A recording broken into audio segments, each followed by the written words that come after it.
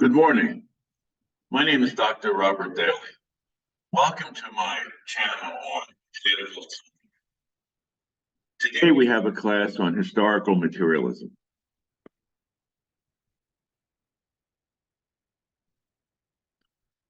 This class is drawn from Stalin's 1938 essay, Dialectical and Historical Materialism. In this essay, Stalin presents his theory of revolution. All the text in this class is taken from either Stalin or Marx. Historical materialism is the extension of the principles of dialectical materialism to the study of social life, an application of the principles of dialectical materialism to the phenomena of the life of society, to the study of society and its history. What is meant by the conditions of material life of society, which in the final analysis determine the physiognomy of society, its ideas, views, political institutions, etc.? What is the chief force in the complex of conditions of material life of society, which determines the physiognomy of society, the character of the social system, the development of society from one system to another? By the way, physiognomy is defined as the art of judging human character from facial features. This force, historical materialism holds, is the method of procuring the means of life necessary for human existence, the method of production of material values, food, clothing, footwear, housing, fuel, instruments of production, etc., which are indispensable for the life and development of society. If the party of the proletariat is to be a real party, it must above all acquire a knowledge of the laws of development of production, of the laws of economic development of society. Hence, if it is not to err in policy, the party of the proletariat must, both in drafting its program and in its practical activities, proceed primarily from the laws of development of production, from the laws of economic development of society. The instruments of production wherewith material values are produced, the people who operate the instruments of production and carry on the production of material values, thanks to a certain production experience and labor skill, all these elements jointly constitute the productive forces of society. Another aspect of production is the relations of people to each other in the process of production. People's relations of production. Humans carry on a struggle against nature and utilize nature for the production of material values, not in isolation from each other, not as separate individuals, but in common, in groups, in societies. Production, therefore, is at all times and under all conditions social production. Social relations are closely bound up with productive forces. In acquiring new productive forces, humans change their method of production, and in changing their method of production, in changing the way of earning their living, they change all their social relations. The hand mill gives you society with the feudal lord, the steam mill, society with the industrial capitalist. That passage is from Marx and Engels, volume 5. On the left, you see a picture of a contemporary hand mill, such as they had in medieval times. The grain is fed from the top into the hopper and then ground, and the result, the meal, is put into the bowl.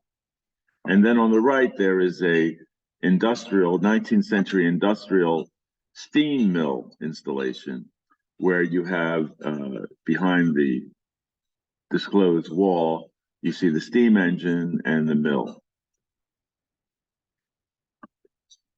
If historical science is to be a real science, it can no longer reduce the history of social development to the actions of kings and generals, to the actions of conquerors and subjugators of states, but must above all devote itself to the history of the producers of material values, the history of the laboring masses. The first feature of production is that it never stays at one point for a long time, and is always in a state of change and development, and that furthermore, changes in the method of production inevitably call forth changes in the whole social system, social ideas, political views, and political institutions. The second feature of production is that its changes and development always begin with changes and development of the productive forces, and in the first place, with changes and development of the instruments of production. Productive forces are therefore the most mobile and revolutionary element of production. First, the productive forces of society change and develop. Then, depending on these changes and in conformity with them, people's relations of production, their economic relations, change.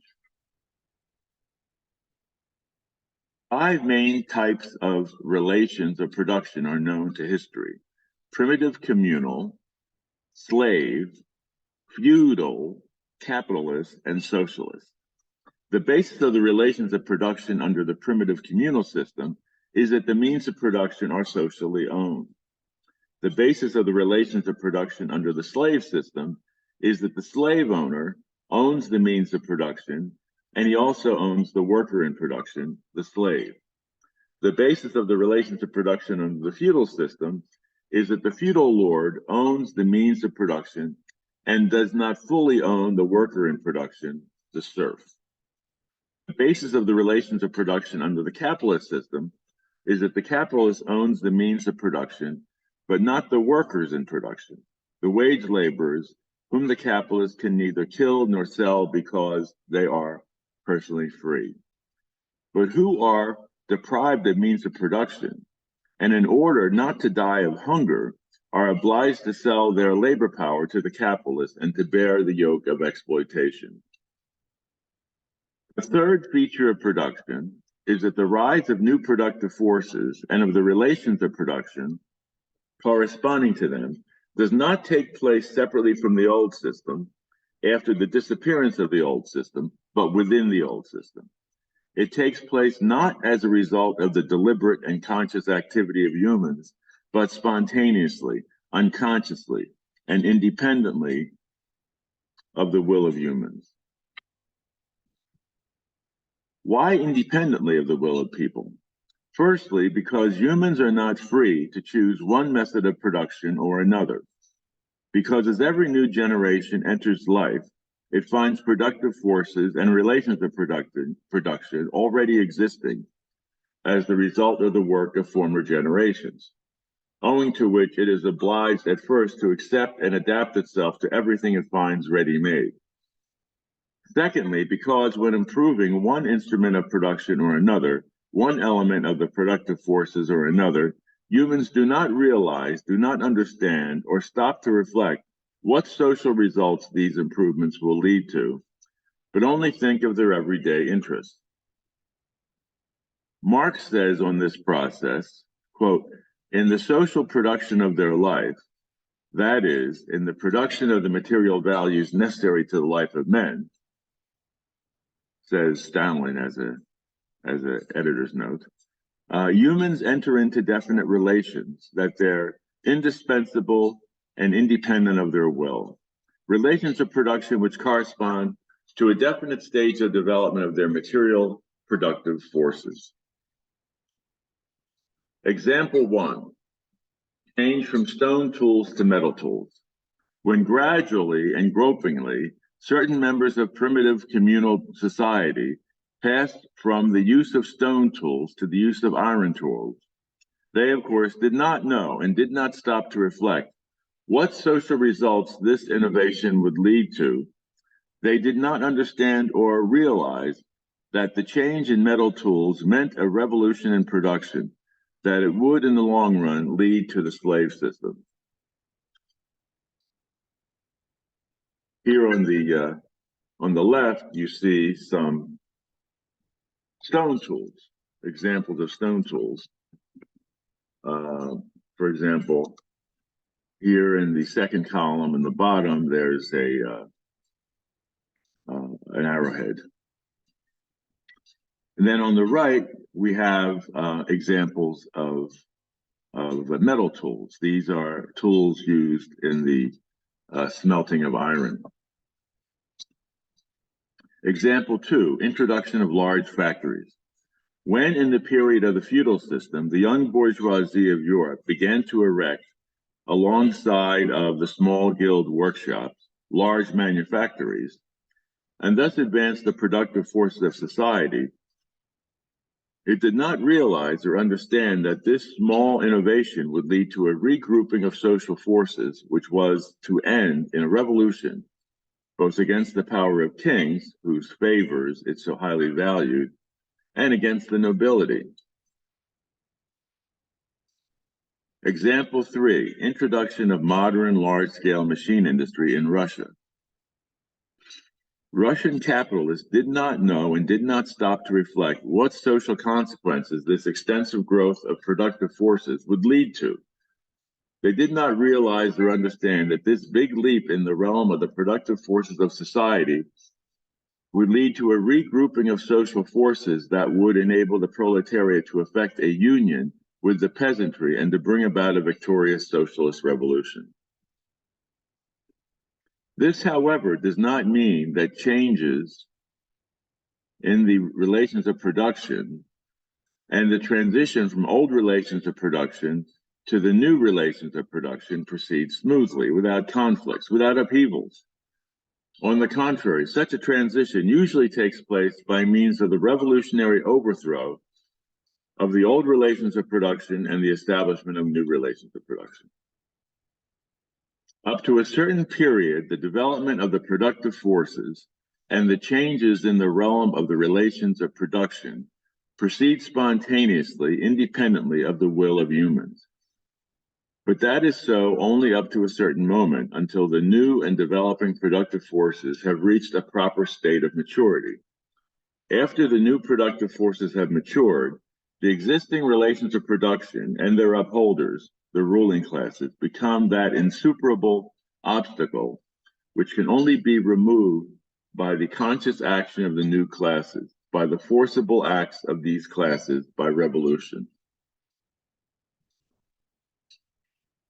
Here there stands out in bold relief the tremendous role of new social ideas, of new political institutions, of a new political power, whose mission it is to abolish by force the old relations of production. Out of the conflict between the new productive forces and the old relations of production, out of the new economic demands of society, there arise new social ideas.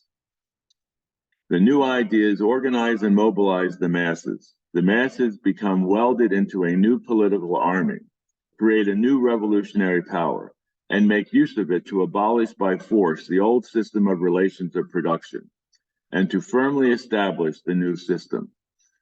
The spontaneous process of development yields place to the conscious actions of human beings. Peaceful development to violent upheaval, evolution to revolution. Stalin, at the end of his essay, quotes from Marx's famous passage in the preface to the Critique of a Contribution of Political Economy, which Marx published in 1859. Quote, in the social production of their life, men enter into definite relations that are indispensable and independent of their will. Relations of production, which correspond to a definite stage of development of their material productive forces. The sum total of these relations of production constitutes the economic structure of society, the real foundation on which rises a legal and political superstructure, and to which correspond definite forms of social consciousness. The mode of production of material life conditions the social, political, and intellectual life process in general. It is not the consciousness of men that determines their being, but on the contrary, their social being that determines their consciousness.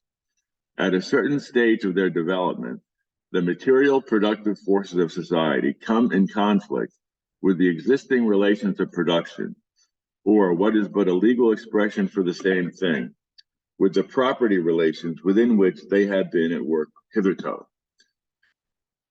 From forms of development of the productive forces, These relations turn into their fetters. Then begins an epoch of social revolution. No order, no social order ever perishes before all the productive forces for which there is room in it have developed, and new higher relations of production never appear before the material conditions of their existence have matured in the womb of the old society itself. Therefore, mankind always sets itself only by tasks as it can solve. Since looking at the matter more closely, it will always be found that the task itself arises only when the material conditions for its solution already exist, or at least in the process of formation. Okay, that's the end of the class on Stalin's essay, Dialectical and Historical Materialism, only on the second half of the essay on historical materialism. So now I have some questions for you to answer. And I will put these questions down in the comments section. And then you can write your answers, and I will read your questions and give you feedback. So first I'll read them. What is the chief force in the complex of conditions of material life of society, which determines the physiognomy of society, the character of the social system, the development of society from one system to another? 2, what is meant by productive forces, relations of production? What are the latter in our society today? 3, what today are, quote, the new productive forces and the relations of production corresponding to them, quote, which will lead to revolution? 4, on the basis of the laws of social change, why is socialism inevitable? If it is inevitable, why is it necessary to fight for socialism? Okay, that's the end of the class and the questions. If you like this video, please press the subscribe button. I've loaded the class now, and I will also put the questions down below, and you can answer them at your leisure. Thank you very much. Again, please press the subscribe button.